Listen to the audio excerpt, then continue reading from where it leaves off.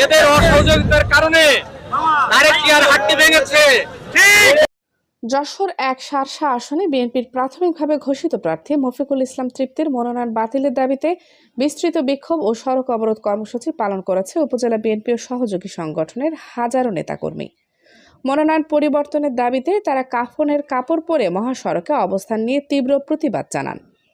শনিবার ২৯ ডিসেম্বর বিকাল ৩টার দিকে যশোর থেকে বেনাপোল মহাসড়কে হঠাৎ করেই কয়েক হাজার নেতাকর্মীর মিছিল গিয়ে অবস্থান নিলে পুরো সড়কে যান চলাচল বন্ধ হয়ে যায়।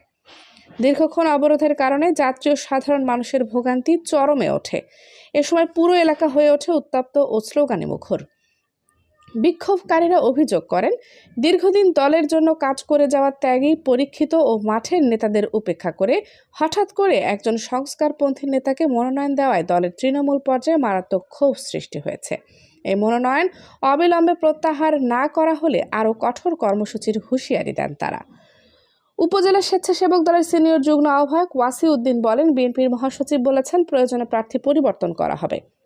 আমরা সেই ঘোষণায় বিশ্বাস রেখে আন্দোলন করছি। এই ভুল প্রার্থী বাতিল না হলে বিএনপি এই আসনে বড় ধরনের ক্ষতির সম্মুখীন হবে। বিক্ষোভকারীদের মধ্যে থাকা যুবদল ও ছাত্রদল কর্মীরাও দাবি করেন, দলের কঠিন সময় মাঠে থাকা নেতাদের উপেক্ষা করে অতিথি পাখির হাতে মনোনয়ন তুলে দেওয়া হয়েছে। তারা বলেন, আমরা বছরের পর বছর বাড়ি ছাড়া, মামলায় জর্জরিত, রাস্তায় সংগ্রাম করেছি, অথচ সেই কঠিন সময়ে কাউকে দেখা যায়নি। আজ তাকে এনে দলের দায়িত্ব দেওয়া হবে, এটা আমরা মানতে পারি না।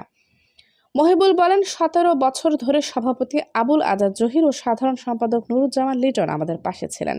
তাদের দুজনের একজন ছাড়া এই আসনে কেউ জিততে পারবে না।